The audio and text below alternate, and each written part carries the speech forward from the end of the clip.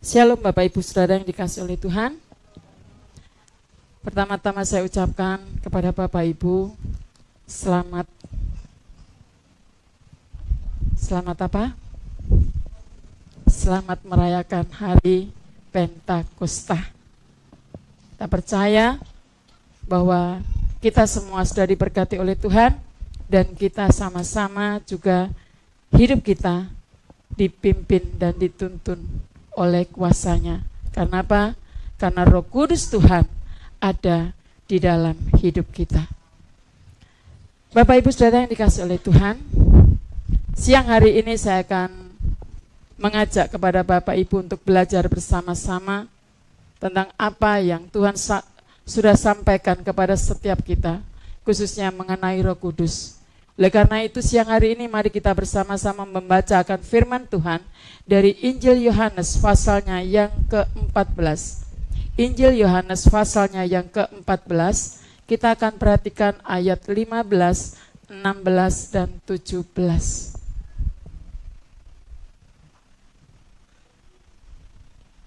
Injil Yohanes pasalnya yang ke-14, kita akan perhatikan ayat 15 sampai dengan ayatnya yang ke-17.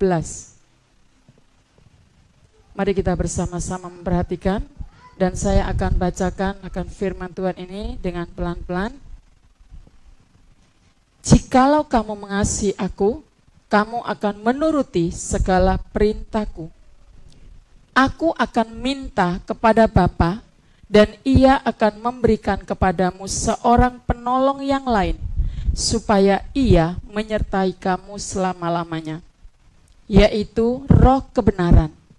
Dunia tidak dapat menerima dia, sebab dunia tidak melihat dia dan tidak mengenal dia. Tetapi kamu mengenal dia, sebab ia menyertai kamu dan akan diam di dalam kamu. Kita perhatikan sekali lagi ayat ini. Kita akan lihat ayat 16 dan 17 saja. Perhatikan baik-baik. Aku akan minta kepada Bapa dan ia akan memberikan kepadamu seorang penolong yang lain, supaya ia menyertai kamu selama-lamanya, yaitu Roh kebenaran. Dunia tidak dapat menerima dia, sebab dunia tidak melihat dia dan tidak mengenal dia. Perhatikan baik-baik kalimat sambungnya. Tetapi kamu, kita semua mengenal dia, sebab ia menyertai kamu dan akan diam di dalam kamu. Bapak Ibu Saudara yang dikasihi oleh Tuhan, kita percaya bahwa Roh Kudus Tuhan sudah ada di dalam hidup kita. Amin. Amin. Kita harus percaya bahwa di dalam diri kita ada Roh Kudus. Dan hari ini tepatnya adalah hari Pentakosta. Maka saya akan menyampaikan pesan Tuhan yang saya berikan judul Penolong yang Setia. Kita perhatikan tadi di ayat yang ke-16 dikatakan ada seorang penolong yang lain. Situ ada kalimat seperti itu, seorang penolong yang lain. Apa artinya ini? Dimana kita tahu bahwa sebelum Roh Kudus sudah ada penolong. Mengapa? Karena di situ kita lihat ayatnya tadi dikatakan, dan ia akan memberikan kepadamu seorang penolong yang lain. Berarti sebelum Roh Kudus sudah ada penolong yang sudah disiapkan oleh Tuhan. Artinya bahwa sudah ada sebelumnya. Jadi sebelum Roh Kudus dicurahkan, sebelum Roh Kudus diberikan di dalam hidup kita, sesungguhnya sudah ada penolong. Nah, lalu kita bertanya, siapakah penolong itu?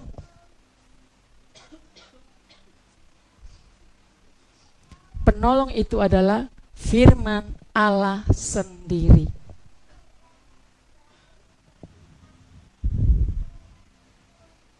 Kenapa saya katakan penolong yang lain? Itu adalah firman Allah. Kenapa? Di saat kita membaca firman Tuhan, di saat kita belajar firman Tuhan, di saat kita merenungkan firman Tuhan, disitulah kita menemukan sesuatu yang baru. Biasanya kita yang mudah menangkap, yang mudah untuk paham, itu di saat-saat hati kita lagi galau, hati kita lagi khawatir, hati kita lagi sedih. Kita akan cepat menangkap peka dengan saat kita membaca firman Tuhan, saat kita belajar firman Tuhan. Baru di situ kita menemukan rema di dalam kehidupan kita. Oh, sebenarnya ini. Bapak Ibu, seperti yang dikatakan oleh Bapak Pendeta minggu yang lalu. Sebenarnya kami minggu-minggu ini, beberapa hari ini kami benar-benar kepala pening pusing. Tapi kata Pak Pendeta, pas dengan perjamuan langsung diingatkan oleh Tuhan. Jangan kamu khawatir. Hari ini loh aku. Langsung peka. Coba biasanya kalau kita hanya baca set, kita nggak menemukan apa-apa. Dan hari Jumat kemarin, saya menyampaikan kebenaran firman Tuhan kepada anak-anak saya biasa. Tahulah saya itu apa mana surgawi. Saat saya beres-beres, saya ngerjakan rapot, Bapak bilang, Mama sore loh firman Tuhan. Iya. Mungkin dilihatnya dari pagi melek mata anak saya sudah teng laptop. Karena kalau saya nggak digitukan, sudah ada kerjaan rumah biasa nanti malam saya kerjakan. Pagi-pagi saya sudah disuguhkan. Karena apa? Kemarinnya saya udah bilang, Kak tolong laptop Mama disiapkan karena Mama mau bikin rapot. Dari pagi saya sudah ngerjakan itu. Sepertinya Pak Pendeta nggak ngelihat kapan ini istriku persiapan. Karena apa? Saya sudah punya dari Jumat kemarin, saya akan lanjut kepada anak-anak tentang kehidupan bangsa Israel. Dan akhirnya sudah jam 3 saya stop. Saya langsung buka HP, kembali buka Alkitab. Akhirnya saya bilang, udahlah daripada saya ngoceh ke anak-anak, saya ajak anak-anak nonton sebuah cerita tentang manna surgawi. Bapak Ibu, saya duduk bersama dengan anak-anak yang masih kecil-kecil. Dan mereka kebanyakan gak ngerti. Hanya ada anak kelas 5 sama kelas 4 berapa orang. Tapi di situ saya mencoba memperhatikan. Ternyata Bapak Ibu, kembali saya khususnya diingatkan dengan jawaban anak-anak. Saya bilang kepada mereka, terima kasih anak-anak.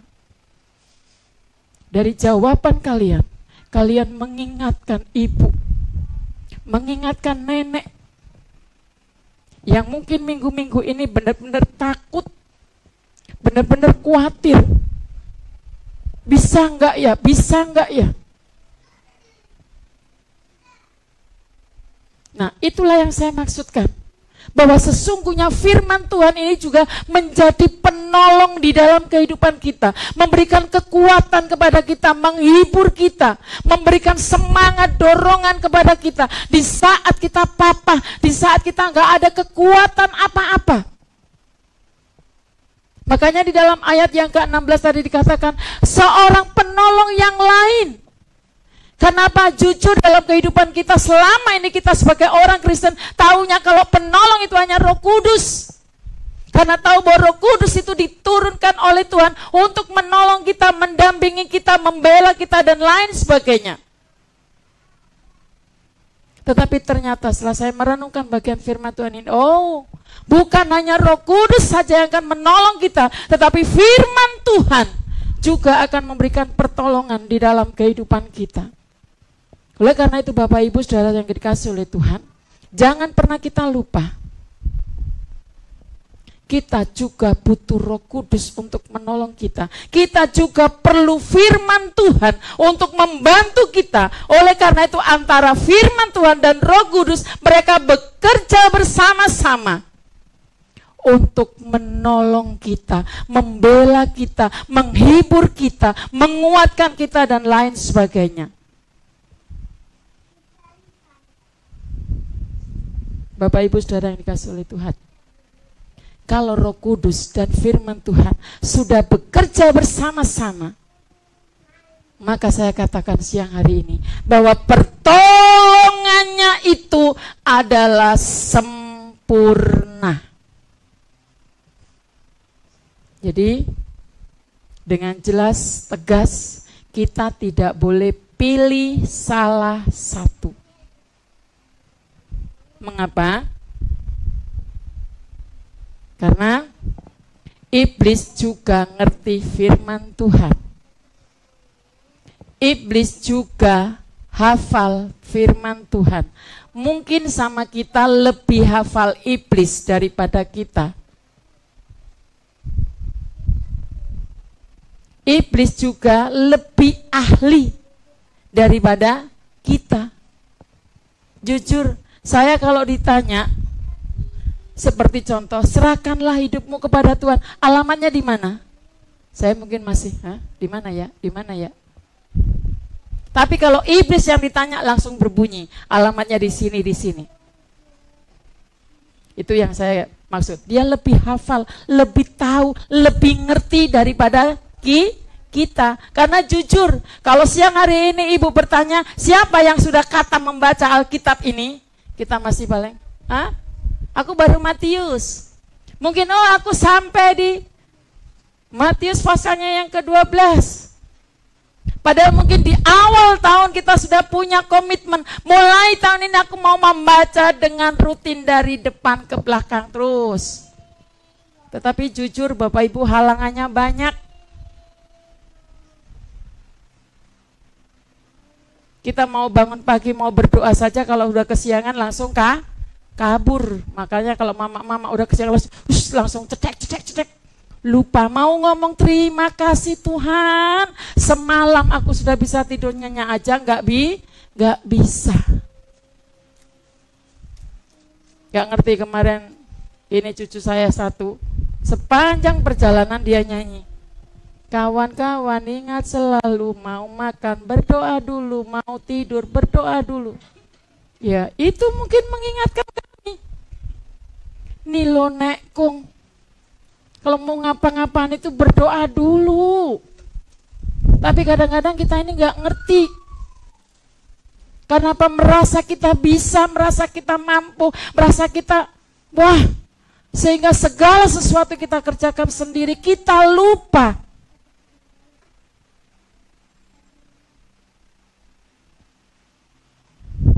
Oleh karena itu, di dalam mengerjakan segala sesuatu, kita jujur butuh pertolongan yang sempurna.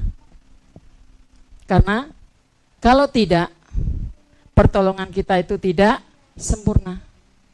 Karena apa? Seringkali orang bisa pakai firman Tuhan untuk menghakimi kita.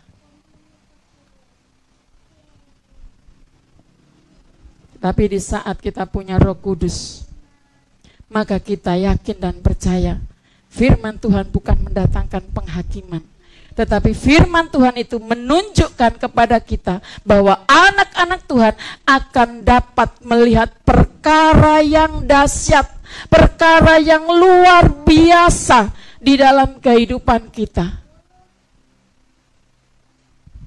Karena apa? Karena pertolongan Tuhan itu sempurna. Makanya kemarin saya bilang sama Iva, nih, bersyukur. Kita yang nggak pernah terpikirkan. Mungkin hal kecil, tetapi itulah cara Tuhan untuk menolong kami, mempersiapkan segala sesuatu untuk acara anak kami. Mungkin Bapak Ibu tadi sebelum masuk ke sini lewat, sampai Bapak Japri di grup saya lihat, ternyata suamiku foto orang-orang dan dikirimkan. Bapak Ibu, itu sesuatu hal yang luar biasa bagi kami.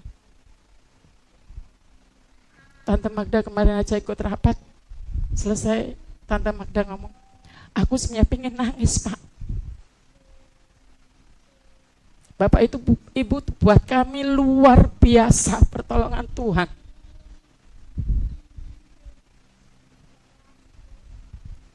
Karena kami tahu betul bagaimana awal mula kami di tempat ini.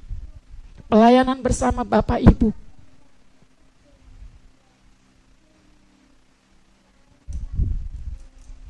Linangan air mata hari ini adalah linangan sukacita.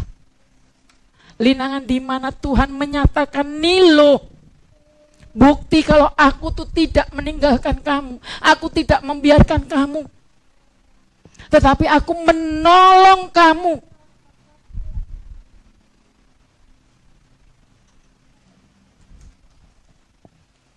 Bapak Ibu yang dikasihi oleh Tuhan, kita lihat tadi di ayat yang ke-16. Ada kata penolong.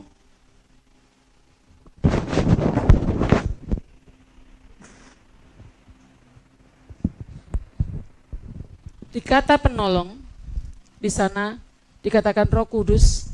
Maksudnya Roh Kudus di sana diartikan yang pertama adalah sebagai penolong. Nah, penolong ini penting di dalam kehidupan kita. Mengapa? Karena kita sadar bahwa di dalam kehidupan kita, kita itu tidak bisa hidup sendiri. Kita butuh pertolongan orang lain. Kita perlu pertolongan orang lain. Kita tidak bisa mengerjakan apa-apa sendiri. Makanya dikatakan bahwa manusia itu adalah makhluk sosial. Contohnya siang hari ini, saya berdiri menyampaikan firman Tuhan, saya juga tidak bisa sendiri. Saya butuh anak-anak di belakang sana untuk membantu saya, untuk menolong saya.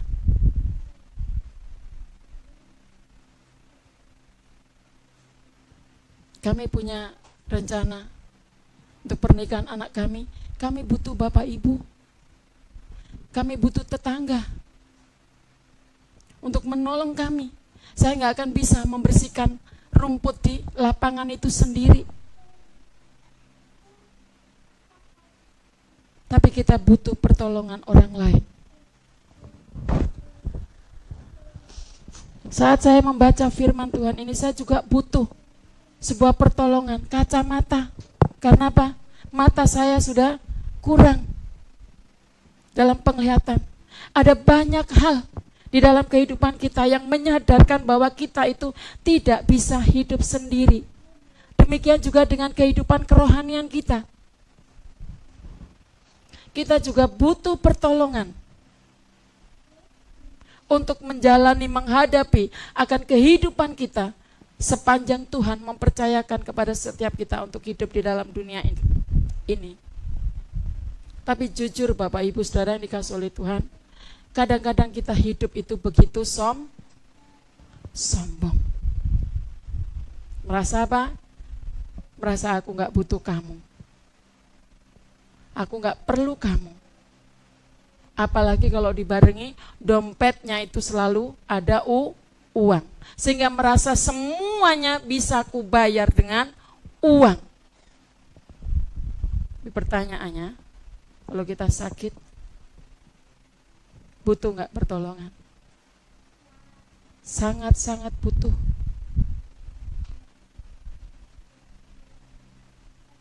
Kita gak bisa jalan sendiri ke rumah sakit. Kita butuh mungkin anak kita, saudara kita, tetangga kita untuk menolong kita, menghantar kita pergi ke rumah sakit. Jadi siang hari ini saya mengingatkan kepada Bapak Ibu untuk jangan sombong. Kalaupun kita mungkin di pekerjaan punya kedudukan, ingat, jangan sombong, karena kedudukanmu itu tidak akan pernah bisa menyelesaikan apa yang menjadi kebutuhan keperluanmu. kita butuh orang lain. Tetap kita perlu orang lain. Kalaupun kita punya kedudukan. Pak Presiden orang nomor 1 di Indonesia, tetap dia butuh tuh orang-orang sampai ke Pak RT dia perlukan. Makanya sekali lagi saya ingatkan kepada Bapak Ibu, jangan pernah sombong. Nah, di dalam kehidupan kerohanian kita, Roh Kudus itu dicurahkan bagi orang-orang yang percaya kepada Dia. Supaya apa? Supaya Roh Kudus itulah yang akan menolong kita. Tetapi harus ingat satu hal, bahwa Roh Kudus itu adalah penolong. Ingat, Roh Kudus itu adalah penolong, bukan pembantu. Kita perhatikan sama-sama. Roh Kudus Tuhan dicurahkan kepada setiap kita, diberikan kepada kita adalah menjadi penolong, bukan pembantu.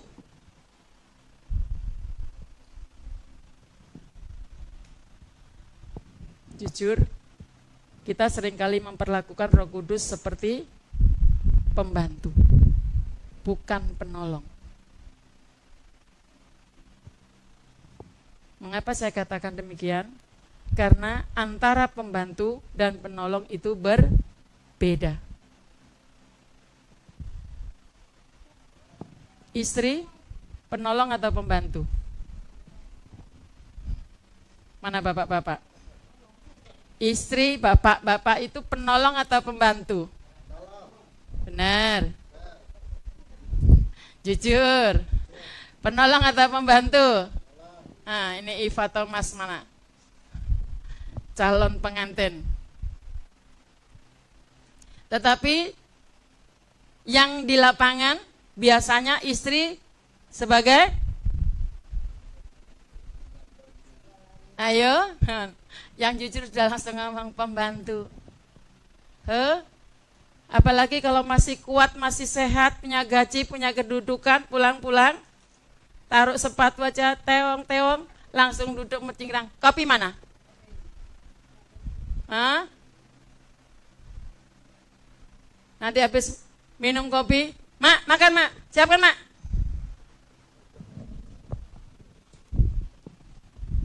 Bukan hanya bapak-bapak, anak-anak juga sama. Mana anak-anak? Yo. Akui enggak anak-anak memperlakukan mamamu seperti pembantu? Biasanya kita apa?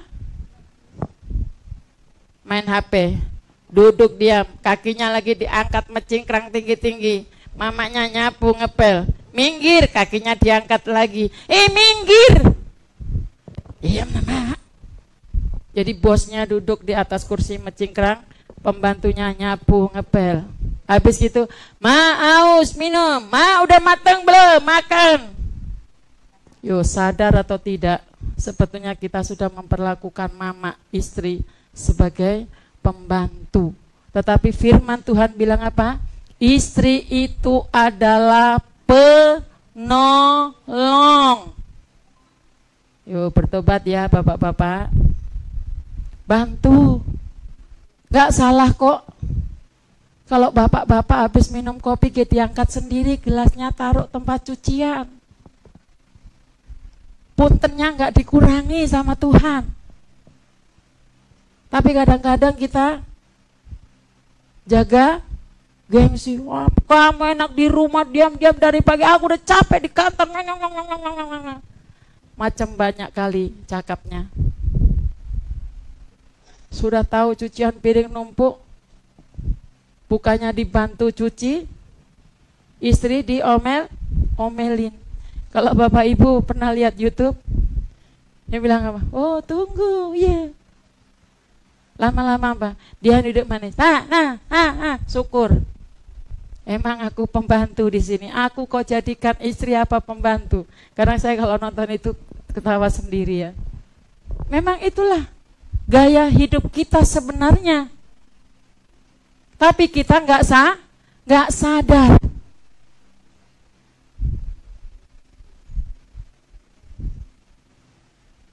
Kayaknya anak-anak yang masih seperti itu, tolong kalau sudah pegang HP, ingat. Cucian ada enggak? Jemuran ada enggak? Jangan sampai mamanya datang udah matahari terbenam, jemuran masih di luar. Terus jawab, itu kan tugas mama. Bukan tugas mama, tugas pembantu. Kalau penolong itu kita minta. Jadi enggak disuruh.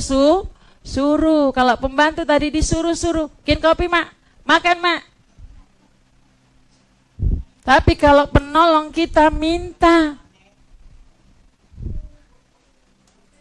Karena di saat kita meminta, disitulah sebenarnya kita bekerja. Makanya saya selalu ingatkan kepada anak-anak, kalau mau apa-apa, bilang yang baik, yang sopan. Mak. Kayak Samuel ini sopan banget kalau mau minta apa-apa. Kong, boleh enggak Dedek pinjam HP? Tapi kalau sudah dipegang, kenceng ya. Itu kan anak kecil. Tapi kita harus berbeda. Kita juga seperti itu. Karena pada saat kita meminta pertolongan, sebetulnya di situ roh Tuhan pasti akan menolong. Kalau bahasanya tadi seperti Samuel pamit, Kakung boleh enggak? Tapi coba, Kong pinjam HP-nya. Sekali, 2 kali, kamu. Saya perhatikan kalau sudah Samuel ngomong begitu sekali, tunggu dulu kata kakungnya. Ngomong lagi, Kung boleh enggak? Kalem, lama-lama walaupun kakungnya butuh, turun juga itu HP. Langsung lipat tangan kakungnya. Adalah nanti kakung beli HP sendiri. Kira-kira Tuhan seperti itu juga. Kalau kita dengan sopan memohon, meminta, gak menjadikan Tuhan sebagai kacung kita, genduk-genduk kita, pembantu kita, lama-lama Tuhan itu juga, Nona, Nilo. Kan yang tadinya Tuhan mau jalan, sono-sono butuh. Tapi ini dulu. Nah, jadi membuat hati orang tua itu senang. Buat hati Tuhan tersenyum, buat hati Tuhan senang. Karena kita nggak menjadikan dia pembantu, tapi kita meminta. Jadi ada hal yang harus kita utamakan, ada hal yang harus kita prioritaskan di dalam diri kita. Siapa yang harus kita prioritaskan? Tuhan. Maka di dalam kehidupan keluarga kita, baik di dalam kita membesarkan anak-anak kita, membesarkan akan kehidupan keluarga kita, dengan pekerjaan yang Tuhan sudah percayakan dalam kehidupan kita, jangan sekali-kali kita memperlakukan Tuhan, memperlakukan Roh Kudus seperti pembantu, tetapi kita serahkan semua kepada Tuhan. Kita minta tolong Tuhan, Tuhan ini loh anakku yang masih kecil ini. Saya meminta kepada Tuhan untuk selalu menolong dan lain sebagainya. Di pekerjaan juga seperti itu. Kita meminta tolong kepada Tuhan, dibimbing oleh Tuhan dalam segala hal. Itu tadi seperti lagunya Samuel. Ingat selalu mau makan berdoa, mau tidur berdoa, bangun tidur berdoa. Saya putar balikkan dia aja, dia gak mau. Bukan kayak gitu, Nek. Saya bilang bangun tidur, menangis cari kakung. Saya bilang, bukan, salah kayak gitu. Harus berdoa. Nah kadang-kadang kita lupa hanya hal yang kecil. Mungkin karena kita merasa anakku sudah sukses. Coba tanya Uti dengan jujur. Uti masih mendoakan Valen? Kalau dilihat, dia bukan hanya sukses di badannya yang gendut begini. Tapi saya sebagai orang tua rohani, saya lihat anakku ini sukses. Segitunya tidak pernah lepas, tetap kupercayakan kepada Tuhan. Kenapa? Sadar diri. Walaupun sudah seperti ini, dia tetap butuh Yesus di dalam kehidupannya.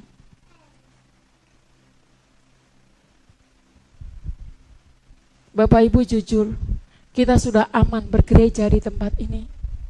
Sekarang bisa di sana dipakai, dibuka gerbang, orang diam. Kita masih berdoa kepada Tuhan?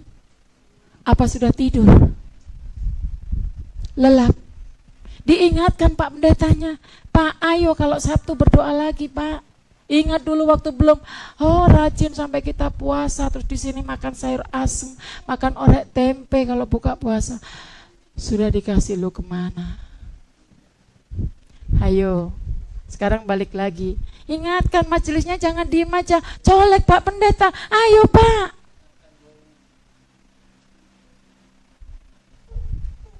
Bapak Ibu, kita sadar gereja kita bisa ada sampai hari ini karena Roh Kudus bekerja.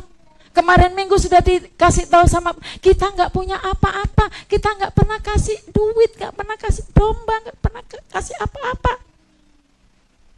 Tapi karena Roh Kudus bekerja, dulu saya sama Bapak kadang iri kalau lihat gereja-gereja cerita sama kami. Kami waktu Idul Kurban Pak, taruh sapi di sana. Yang satu cerita, setiap minggu Pak kami pakai ini parkir kami kasih. Sebulan sekali Pak kami gaji. Lalu saya sama Bapak, apa yang mau kita kasih kepada lingkungan? Kami nggak punya apa-apa. Kami nggak punya duit. Tapi ingat, kita punya Tuhan. Makanya saya bilang siang hari ini, kalau enggak Roh Kudus yang bekerja, enggak ada apa-apanya. Enggak akan bisa kita aman seperti sekarang. Gereja kita bisa bertumbuh juga karena Tuhan. Kita bisa bertahan sampai hari ini di tempat ini. Itu juga karena Tuhan. Kadang-kadang saya sama Bapak juga mikir, ngapain orang-orang ini? Ke Kerawang Cikampek udah gedong, makrong udah gede, tinggal masuk cerung kasih persembahan, dah pulang. Di sini sama Bapak diteriakin terus. Bapak pakai majelis umumin, persembahan, janji iman. Sepertinya itu tadi bahasa yang kita dengar setiap minggu. Memberi, Pak Pendeta mah nggak capeknya. Minta terus. Nih, kita bisa bertahan sampai hari ini dengan situasi kondisi seperti ini, itu juga karena Roh Kudus.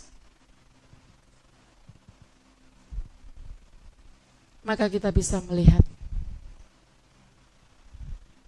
sebuah perkara yang ajaib. Sesuatu yang luar biasa yang Tuhan jadikan di tengah-tengah pelayanan kita, di tengah-tengah keluarga kita. Yang kedua, Roh Kudus selain menjadi penolong, itu juga penghibur di dalam kehidupan kita. Fungsi daripada penolong adalah dia melakukan apa yang tidak bisa kita kerjakan, sehingga dia melakukan sesuatu untuk kita. Di saat kita sedih, di saat kita susah, di situ Roh Kudus datang memberikan kekuatan kepada kita, memberikan penghiburan kepada kita. Dia menanggung segala perkara yang ada di dalam kehidupan kita. Maka tidak heran kalau kita mendengar berita duka, kata penghibur itu tidak pernah ketinggalan. Biarlah Roh Kudus Tuhan menguatkan, menghibur. Itulah fungsi daripada Roh Kudus. Yang selanjutnya dikatakan di ayat yang ke-17, yaitu Roh kebenaran. roh kebenaran ini adalah membawa kita kepada jalan kebenaran. Dan manusia tidak bisa mendapatkan kebenaran itu tanpa adanya Roh Kudus. Kita bisa bayangkan kalau manusia hidupnya tidak ada Roh Kudus, maka dia tidak akan bisa menuntun temannya.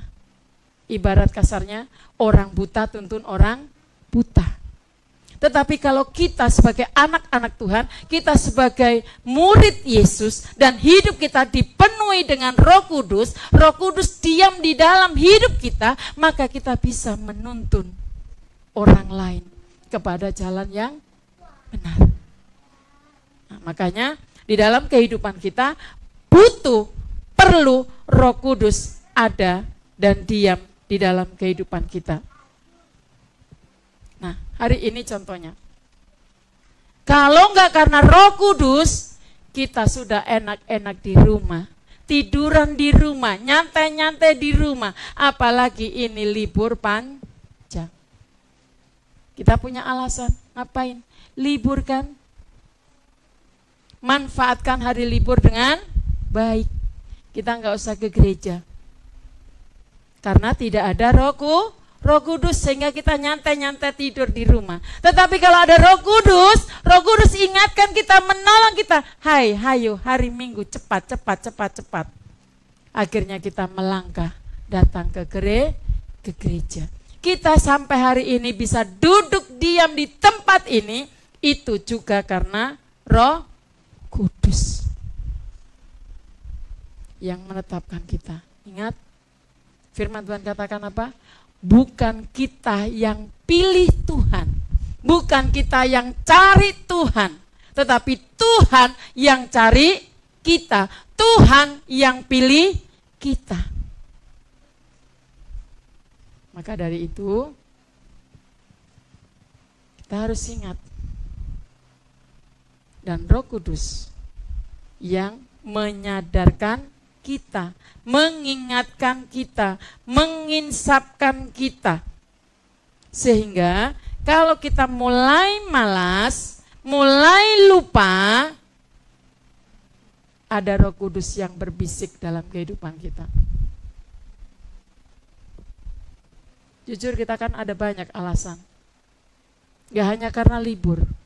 Mungkin badan kita capek, mungkin kerjaan numpuk, cucian belum beres, masakan belum mateng. Gak apa-apa kok, matikan dulu kompornya. Bu, nanti suamiku ngoceh-ngoceh ini. Tapi karena kalau kita ada Roh Kudus di dalam kehidupan, stop, itu suami gak akan ngoceh. Pasti dia akan nungguin dengan sabar. Karena tahu tadi istrinya pergi ke gereja. Jadi jangan pernah takut karena gara-gara sayur asam belum mateng. Atau karena cucian belum beres, nanti suami, ini cuci dari tadi gak selesai. Bapak Ibu, saya bersyukur. Karena Bapak ada Roh Kudus di dalam dirinya, sehingga saya pun kalau hari Minggu gak masak, dia juga diem. Paling gini, Mama belum masak? Belum. Tunggu ya. Kadang-kadang kita hanya takut begitu. Takut diomelin sama pasangan kita. Kita ke gereja takut sama pimpinan kita. Saya di sekolah, kalau saya langsung terus terang, maaf. Hari Minggu, saya nggak ada terima job. Saya mesti harus ke gereja. Dan puji Tuhan, di Kerawang ini sangat bagus. Jadi kami memberanikan diri, kalau ada acara hari Minggu, kepala sekolah itu langsung mengabsen. Mau datang, enggak. Langsung WA. Maaf, kami SDK Maranatha tidak mengirimkan. Karena ini adalah hari Minggu. Ada sanksinya? Ada. Bukan gak ada sanksi, ada sanksi. Tapi kami tahu, Tuhan lebih tahu bahwa kami gak main-main. Kami gak jalan-jalan. Tapi kami datang beribadah kepada Tuhan. Bapak Ibu, waktu Fredrik masih kecil, Itu hampir setiap hari kami bawa naik motor. Motornya motor odong-odong. Kami bungkus dengan selimut. Itu pulang kadang malam. Kalau nggak pelayanan ya kunjungan ke jemaat dan lain sebagainya. Itu dari Singosari ke Malang. Ya dari sini ke Kerawang gitulah. Naik motor. Tapi kami selalu berpikir positif dan baik. Tuhan tahu kok. Anakku ini nggak ku bawa jalan-jalan, tapi ku ajak melayani. Ku ajak pergi gereja dan puji Tuhan. Tidak ada yang namanya masuk angin dan lain sebagainya. Sehat walafiat. Kalaupun dia sakit pilek batuk, itu hanya diobatin kunyit. Kalau enggak bunganya itu belimbing sayur, saya kukus pakai gula batu, udah diminumkan dalam nama Yesus. Dan kalau dia panas saya gendong, saya nyanyi, darahnya amat kuasa. Ini karena sepanjang malam Bapak Ibu begini. Nanti kalau enggak bapaknya kasih bantal di kursi, saya duduk begini, saya teplok sambil nyanyi. Kalau memang kita benar-benar prioritas kita Tuhan, Tuhan tidak akan diam. Kadang kita takut. Saking takutnya kita sehingga kita tidak berani mengerjakan apa-apa. Nanti takut begini, takut begono dan lain sebagainya. Di sini saja saya pernah diprotes salah satu jemaat. Karena kalau pagi kompor itu mati, nggak ada nyala. Kami dulu di belakang sini. Ini gereja yang lama. Masih RS. Mereka karena kalau ibadah bawa nasi dan lain sebagainya. Lihat anak saya tanya, Bu, perasaan ibu nggak pernah nyuapin Fredik sama Iva karena mereka kemarin masih kecil-kecil. Kalau hari Minggu jam begini mereka masih puasa, belum makan. Makanya nanti kalau sudah selesai ibadah itu pun kalau mamanya sudah matang, kalau belum ya sudah nunggu. Nanti takut sakit Bu, nanti takut mabuk, nanti takutin. Nah itu karena ketakutanmu sendiri sehingga terjadilah. Tapi karena saya nggak pernah takut, anak saya sehat, kuat karena Tuhan. Dan puji Tuhan udah gede pun dulu suka dokter itu jauh. Paling-paling saya kasih Insana, dulu ada obat Insana, ya udah. Oleh karena itu Bapak Ibu firman Tuhan jelas katakan, jangan kamu khawatir. Karena kekhawatiranmu tidak akan menambah sehasta pun juga. Karena kita tahu, sampai alamatnya pun tahu. Hafal ayat itu. Tapi jujur kita masih khawatir. Sama kayak Bapak dan Ibu pendeta ini. Takut gimana nanti. Tapi satu-satu datang. Satu-satu. Oh Tuhan. Ternyata. Kalau memang benar-benar.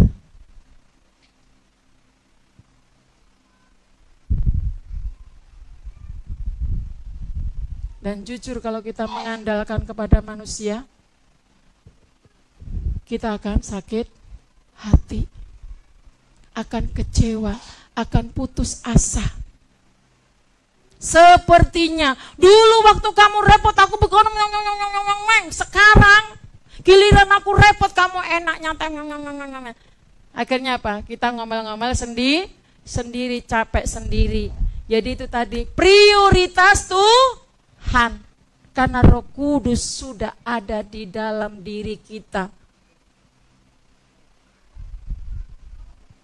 Sehingga Roh Kudus itu yang memberikan kekuatan penghiburan di dalam kehidupan kita.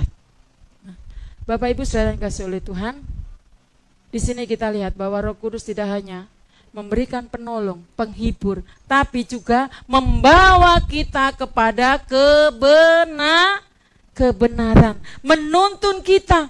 Dari mana? Nih firman Tuhan selalu diberitakan dalam hidup kita, diberikan di dalam kehidupan kita. Sehingga yang tadinya mungkin kita nggak ngerti, jadi ngerti. Yang tadinya kita nggak tahu, jadi tahu.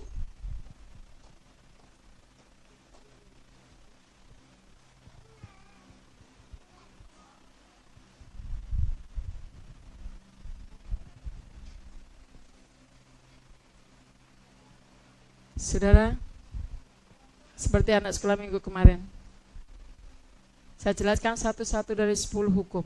Oh, begitu ternyata Ibu Pendeta. Iya, kalau dibaca begitu, apa sih itu? Mereka tahu hanya mungkin kalau jangan membunuh, itu belum nyambung, kemarin saya belum terangkan. Baru 1, 2, karena itu akan saya terus. Kalau saya punya jadwal hari Jumat, itu yang saya mau masukkan ke anak-anak. Akhirnya mereka paham, berarti benar. Kita harus sungguh-sungguh percaya sama Tuhan. Mereka komen begitu. Ya, Bapak Ibu, yuk sama-sama kita belajar untuk selalu minta kepada Tuhan agar Roh Kudus Tuhan selalu diam di dalam kehidupan kita. Lalu sekarang kita akan bersama-sama lihat siapa orang yang dipenuhi dengan Roh Kudus itu. Mungkin kita berpikir, orang yang dipenuhi Roh Kudus itu adalah orang yang bisa berbahasa roh. Kemarin saya teleponan dengan Mama dan Bapak di Banyuwangi. Saya lupa, benar-benar saya lupa. Saya telepon, langsung diangkat. Dan kalimat pertama yang disampaikan ke saya, dia langsung ngomong begini, Mak. Loh, kamu udah selesai, Dok? Doanya, gitu. Saya diam sejenak. Doa apa, Mak? Saya langsung gitu. Loh, kan sekarang ada doa 10 hari untuk pencurahan Roh Kudus. Oh, iya, Mak. Saya bilang, di sini nggak ada. Loh, kok nggak ada, gimana sih? Gitu. Nantilah tanya sama anakmu. Saya bilang begitu. Ini Mak baru pulang, untung udah selesai kamu telepon. Bapak Ibu, dulu saya ingat kalau di tempat bapak saya, waktu itu Mak juga bilang, ini warisan dari bapakmu, jadi tidak boleh dibuang. Jadi mereka setelah kenaikan tuh 10 hari berdoa kalau malam ya.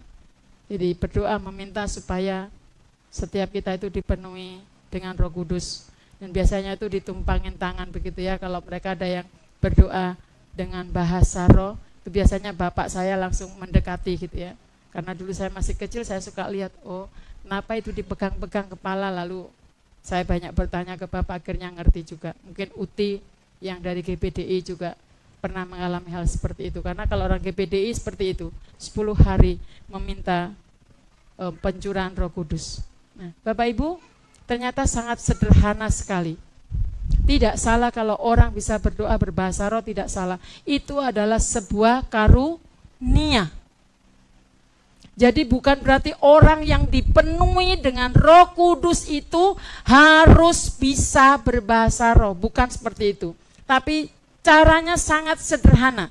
Dan siang hari ini kita akan belajar dari kehidupan Saulus. Sebetulnya siapa sih orang yang dipenuhi dengan Roh Kudus ini? Yang pertama adalah hidupnya pasti menjadi lebih baik. Saya ulang sekali lagi, orang yang dipenuhi Roh Kudus itu adalah hidupnya pasti menjadi lebih baik. Nah, Bapak Ibu nanti bisa baca di dalam Kisah Rasul 9 ayat yang ke-10 sampai dengan 18. Di sana menceritakan kehidupan daripada Saulus. Bapak Ibu tahu Saulus? Saulus adalah orang yang kejam. Dia nggak suka dengan orang Kristen. Dia pernah bakar gereja. Kalau ketemu orang Kristen langsung itu Saulus. Kalau kita lihat hidupnya sangat ngeri. Bapak Ibu, semalam saya jujur nangis kepada Tuhan. Karena dengan saya ambil contoh Saulus, saya langsung ingat Pak Agus gitu ya, bapak saya sendiri. Dan saya persiapan itu di belakang. Jadi mengingatkan saya banyak hal. Dan waktu saya menangis, ingat bapak, gak lama darah ketok-ketok, tok. Saya keluar, saya lihat pintu, gak ada. Saya ke pintu samping, gak ada. Saya bilang, jangan-jangan karena saya mengingat bapak, Langsung ada orang ketok-ketok, Pak Agus datang. Karena di situ Bapak dimandikan waktu dia sama Pak Ginting dan yang lain-lain.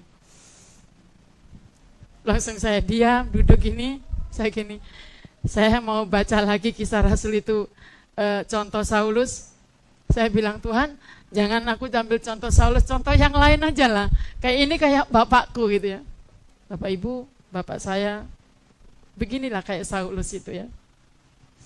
Jadi dulu gak suka, karena rumah kami, mungkin Bu Cum yang sudah tahu rumah kami ya, itu belakangnya gereja, depan musola. Jadi kami di tengah-tengah. Sementara bapak saya sangat gak suka. Jadi kalau pas doa 10 hari begini apalagi, tahu pelepah pisang, itu dikumpulin sama bapak. Nanti dipukulkan, pak, pak, pak. Jadi waktu orang gereja sini berdoa, bapak saya di luar, wah, wah, wah. Kenapa? Ramai, berisik. Tahu sendiri kalau orang GPD ibadah, berisik, gak suka. Tapi ada saatnya Tuhan panggil bapak saya, sakit. Dan yang sembuhkan juga Tuhan Yesus. Akhirnya makanya menjadi orang Kristen. Dan akhirnya menyerahkan diri untuk menjadi hamba Tuhan. Kemarin yang Bapak Ibu yang sudah tahu bapak saya, itulah sebetulnya Pak Agus. Dan saya meminta kepada Tuhan untuk ganti, gak dikasih-kasih sama Tuhan. Mana contohnya ya Tuhan? Saya sampai tanya ke Mbak Google tahu nggak cerita tokoh Alkitab yang seperti Saulus? Malah jawabannya yang lain sama, hehe Mbak Google ternyata kurang pinter kalau sama Alkitab. Saya bilang, ya sudahlah Tuhan. Tapi itu menyadarkan hidup saya sendiri. Bapak Ibu, tanpa sadar kita mungkin juga seperti Saulus. Kita mungkin nggak seperti Saulus. Kita tunjukkan kebencian kita. Tapi kadang-kadang kita di dalam gereja, kerjaannya kita hanya tukang kritik. Kita tukang ngomel. Kita tukang gerutu. Kita tukang cari-cari kesalahan pengurus majelis pendeta. Apa Hardi itu? Itu majelis lagi, setiap laporan devisi terus. Dia pakai apa aja itu duitnya. Jangan-jangan karena mereka rapat makan. Itu sebetulnya kita sudah seperti Saulus.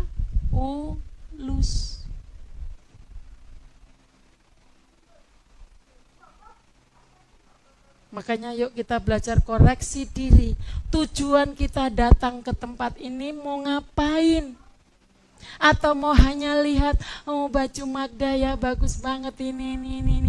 Kalau dia mimpin pujian, oh selalu baru dia, makanya dia majelis terus, Ini Saulus modern. Bapak Ibu, tapi kita lihat dalam perjalanan kehidupan Saulus,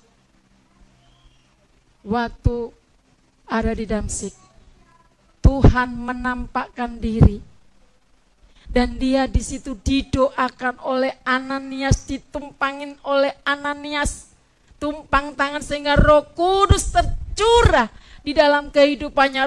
Hidupnya dipenuhi dengan Roh Kudus, akhirnya berbalik arah. Yang tadinya dia berjalan tidak baik, tapi setelah Roh Kudus ada di dalam kehidupannya, dia putar menjadi baik. Dipakai oleh Tuhan untuk mengabarkan Injil Tuhan. Makanya seperti ini, jadi saya ingat bapak saya sendiri contohnya. Nah kita juga seperti itu. Jangan kita hidup seperti Saulus. Saulus yang baru yang tadi seperti saya contohkan.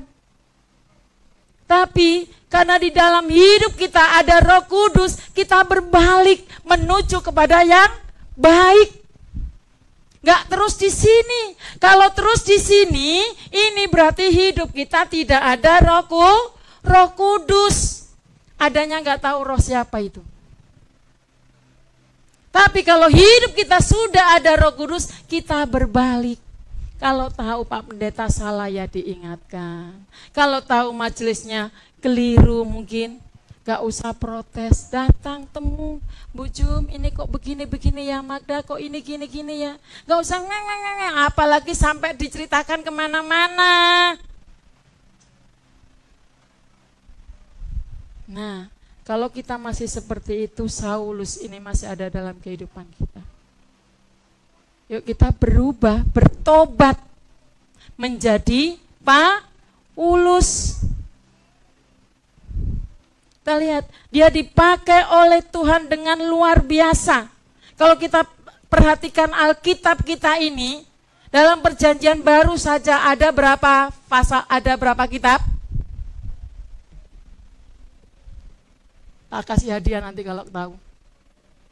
Ada berapa kitab jumlah kitab perjanjian baru? Jangan gini-gini, Ibu nggak tahu itu. Ada berapa? Hah? Ada berapa kitab?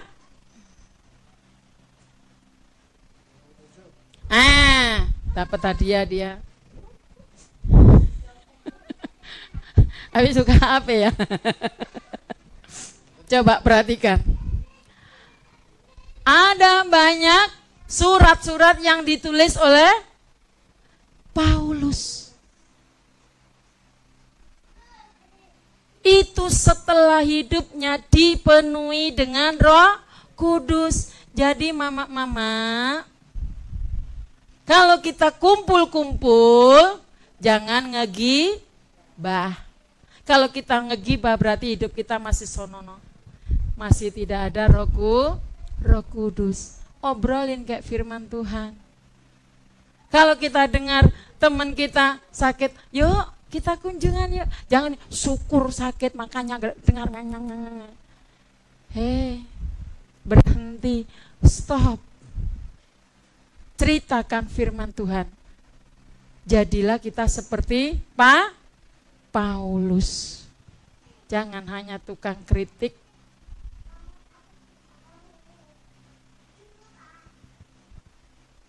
Kita minta kepada Tuhan untuk sungguh-sungguh Roh Kudus bekerja di dalam kehidupan kita.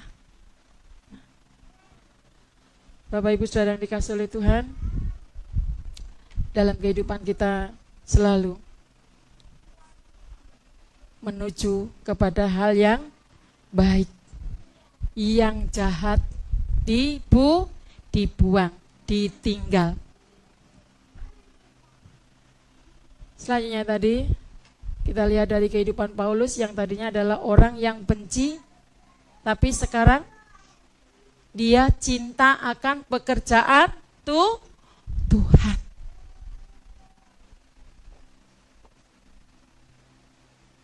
Nah, ini mengingatkan juga kepada setiap kita. Biarlah kita bersama-sama mencintai akan pekerjaan Tuhan. Bukan berarti kita harus dipilih dulu menjadi majelis, baru kita cinta Tuhan. Kita dipilih dulu menjadi pengurus, baru kita cinta Tuhan. Kita dipilih dulu menjadi guru sekolah minggu, baru kita cinta Tuhan. Kita enggak dipilih apa-apa, yuk sama-sama kita cinta pekerjaan Tuhan. Jangan kita hanya bilang, ya itu kan tugas dia sebagai majelis.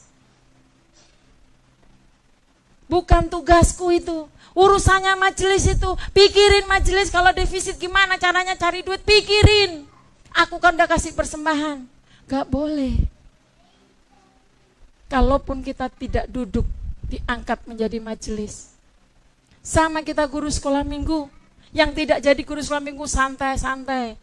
Nanti kalau dengar anak, oh guru sekolah minggunya kayak gitu. Coba kalau aku giliran ditunjuk sendiri. Yuk. Kalau orang yang dipenuhi dengan Roh Kudus, dia akan cinta pekerjaan Tuhan. Gak disuruh, kerjakan. Jangan nunggu disuruh. Saya kalau pesan kepada anak-anak yang kerja-kerja, saya bilang, tugasmu di situ. Kalau ada di sana, gak ada yang ngerjain, datang deket, pelajari. Supaya kamu dipakai terus.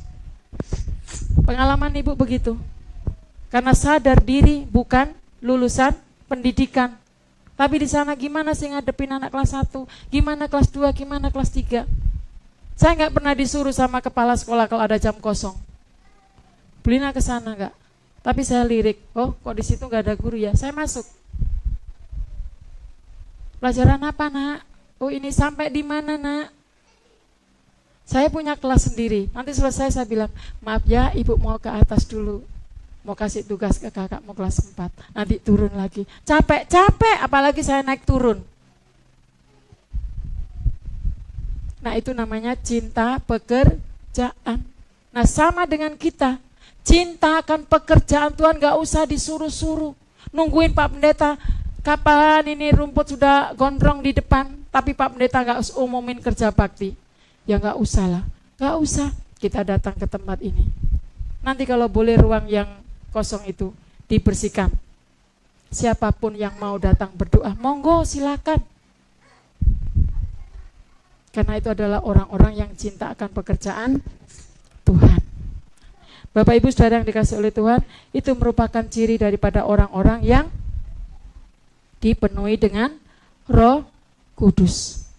Nah, sekarang kita harus ingat bahwa kalau hidup kita sudah dipenuhi dengan Roh Kudus, maka hidupnya pasti ada yang namanya tadi pertobatan. Ada yang namanya perubahan arah. Yang pertama, apa yang perlu ditobatkan? Yang pertama adalah lidah. Kenapa yang pertama harus lidah?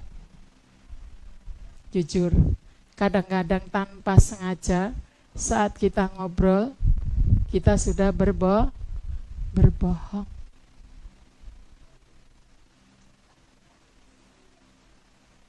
Benar gak? Tanpa sadar, waktu kita ngomong, waktu kita ngerumpi dengan teman-teman kita, kita sudah berbohong. Waktu kita di pekerjaan, kita ngobrol dengan pimpinan kita ngomong dengan pimpinan kita juga sudah berbohong. Makanya perlu dulu pertobatan. Ini lidah kita. Kadang-kadang karena kita pingin dipuji, karena kita pingin disanjung, biar kita dilihat orang hebat, kita ngomong, itu tadi karena saya. Kalau enggak aku tadi, enggak saya tadi, enggak menang. Padahal yang ngerjakan orang lain. Yang kedua, selain lidah adalah pikiran. Bapak Ibu, kalau dari dulu yang selalu kita pikirkan adalah duniawi. Pikiran surgawi jauh. Kita selalu berkata, itu ntar dulu. Sekarang pikiran duniawi. Paulus yang sebelumnya punya nama Saulus, dulu selalu memikirkan perkara-perkara duniawi. Dia pingin dikenal orang, dia pingin menjadi terkenal. Ada banyak hal yang dikerjakan yang tidak baik pun dianggap baik. Tetapi setelah dia mendapatkan Roh Kudus ada di dalam kehidupannya, dia berbalik arah, ada perubahan, ada pertobatan menjadi Paulus, sehingga dalam kehidupannya Paulus itu selalu memikirkan perkara-perkara rohani. Tanpa sadar dia menjadi orang terkenal, menjadi pemberita Injil. Dan itu sangat membanggakan akan Tuhan. Kita coba perhatikan Filipi 3 ayat 8. Filipi 3 ayatnya yang ke-8.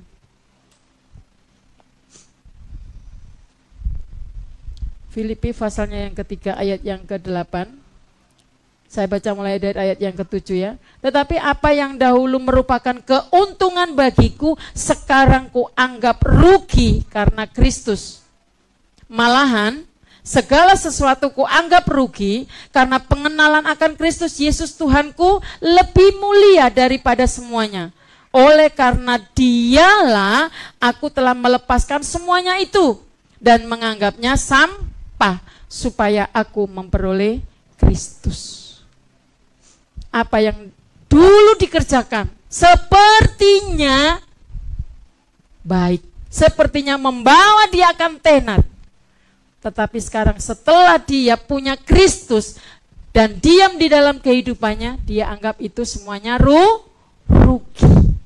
Karena aku sekarang punya Kristus. Bapak Ibu, tidak gampang ya. Untuk mengalami hal yang seperti itu tidak gampang. Saya kadang-kadang masih berpikir, coba kalau dulu aku enggak sekolah Alkitab, hidupku enak, aku punya pensiun. Apalagi semalam, kemarin itu waktu setelah Lebaran, kami diundang tetangga untuk makan bersama. Di situ cerita, nanti pensiun begini-begini, apalagi ada tunjangan hari tua. Di otak saya, coba aku dulu gak tinggalkan itu ya. Mungkin begitu hidupku akan enak kalau tua aku punya uang pensiun dan lain sebagainya. Bapak Ibu, wajar itu manusia. Tetapi perhatikan, dalam kehidupan kita ternyata pimpinan Tuhan, berkat Tuhan selalu ada. Belum tentu kalau saya dulu ada di sana hidup seperti sekarang ini.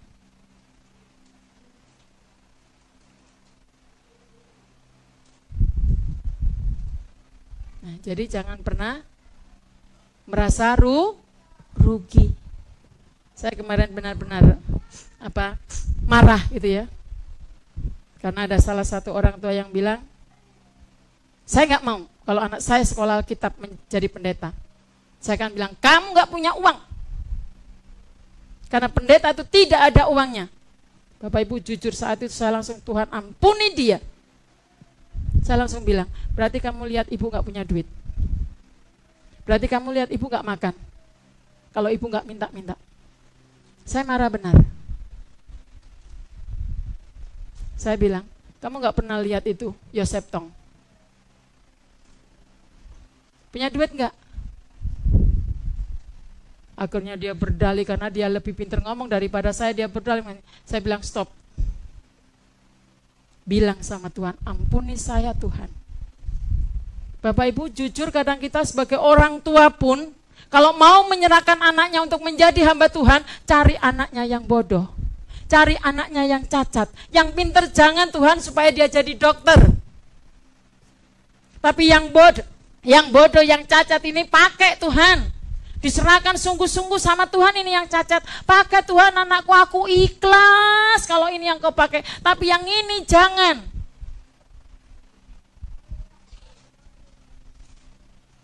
Bapak Ibu Saudara yang dikasihi oleh Tuhan, mari kita belajar bersama-sama untuk berpikir, memikirkan perkara-perkara surgawi. Jangan pikirkan dunia ini saja. Kalau gitu kita bertanya, Bu berarti aku gak boleh kerja, Bu berarti aku gak boleh cari uang. Boleh. Kalau Bapak Ibu gak kerja, gak makan. Karena firman Tuhan sendiri bilang, orang yang gak kerja gak layak makan. Boleh, tapi ingat, Yesus harus jadi yang terutama di dalam hidup kita. Bapak Ibu, jujur, ini saya ngomong. Bapak ini kalau sudah ngomongin Fredrik, ngomongin Iva, ngomongin Thomas sekarang, keras. Kalau buat saya udah gak nyaman. Jangan sampai kau di sini, air kencingmu itu pun dibayar sama gereja. Itu kalau ngomong ke anak-anaknya. Tahu mereka nangkap enggak? Kalau saya udah nangkap. Kamu kontrak di luar bayar 500 mau, tapi untuk persembahan 500 ke gereja enggak mau. Itu orangnya. Saya yang ada sebagai orang tuanya, saya hanya diam. Saya hanya berdoa, Tuhan, ngerti nggak anak-anakku itu? Makanya dulu saya bilang sama Thomas, memang enak kamu mau sama Iva, ini anak pendeta, kamu nggak enak. Tapi saya nggak tahu apa yang mendasari dia, masih tetap kekeh. Tahu dia anak pendeta itu hidupnya akan begini-begini.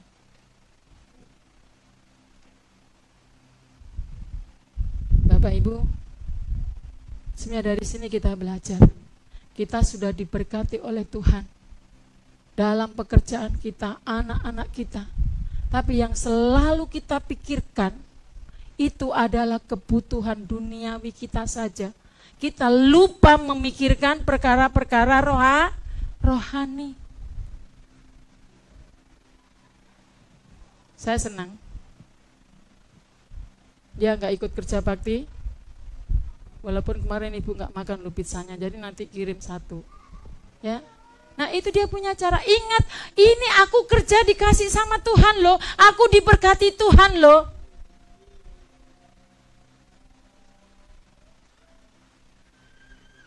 Bapak Ibu, kadang-kadang kita menjadi seperti itu. Semua yang kita dapat, semua yang kita punya untuk aku, untuk Tuhan nomor sekian dulu. Sehingga nanti akhirnya kita di surga tidak punya tabungan. Tabungan di BCA, di BNI bisa dibobol. Tapi tabungan sama Tuhan tidak ada yang bisa membobol.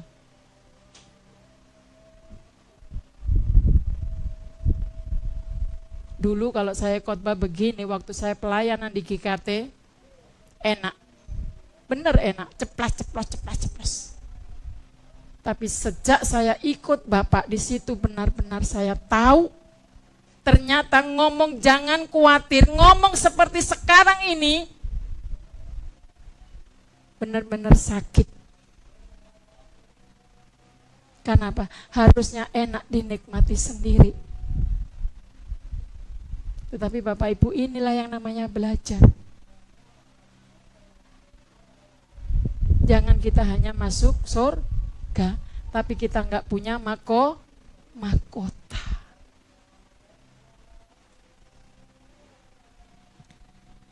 Bapak Ibu yang dikasihi oleh Tuhan, kita belajar. Yang pertama tadi yang harus kita tobatkan adalah lidah. Yang kedua, pikirkan perkara rohani. Pikiran kita yang harus ditobatkan. Yang ketiga, Bapak Ibu bisa lihat di dalam Roma 7 ayat yang ke-19. Dan ini merupakan satu pengalaman Paulus dengan kehidupan lamanya. Tetapi setelah dia kenal Yesus, setelah hidupnya dipenuhi dengan Roh Kudus, maka dia berbalik. Dia menjadi orang yang melakukan lebih baik. Contohnya begini dalam hidup kita. Kalau mungkin yang tadinya kita punya pikiran balas dendam, sekarang kita berubah mengampuni. Kalau mungkin yang tadinya kita kurang sabar, menjadi lebih sabar. Kalau yang tadinya mungkin kita hanya menuntut orang lain untuk minta maaf sama kita, sekarang kita mau datang kepada dia untuk memberi maaf. Ini yang dimaksudkan oleh Rasul Paulus untuk melakukan sesuatu menjadi lebih baik. Nah biasa, ya kalau supir-supir di jalan, kadang-kadang kita kurang sabar. Jangan mentang-mentang, emang dia tahu kalau aku pendeta? Emang dia tahu kalau aku orang Kristen? Kan? Kesenggol dikit, apalagi kalau cepat-cepat udah terlambat, macet lagi. Nah, siang hari ini kita diingatkan oleh firman Tuhan. Belajar menjadi lebih baik. Mari Bapak Ibu, Pada siang hari ini kita bersama-sama meminta kepada Tuhan untuk Roh Kudus tinggal di dalam kehidupan kita. Ingat, Yesus menjadi penolong yang setia di dalam kehidupan kita. Dan kita sama-sama berjuang, kita sama-sama belajar untuk hidup selalu dipenuhi dengan Roh Kudus. Karena kalau hidup kita dipenuhi dengan Roh Kudus, maka kita akan menjadi seperti Paulus. Tidak lagi kita cari-cari hal-hal yang tidak baik dalam diri orang lain, di gereja, dan dimanapun juga. Tapi kita selalu berkata-kata yang baik, menjadi berkat bagi orang lain. Mari kita bersama-sama tunduk kepala, kita berdoa.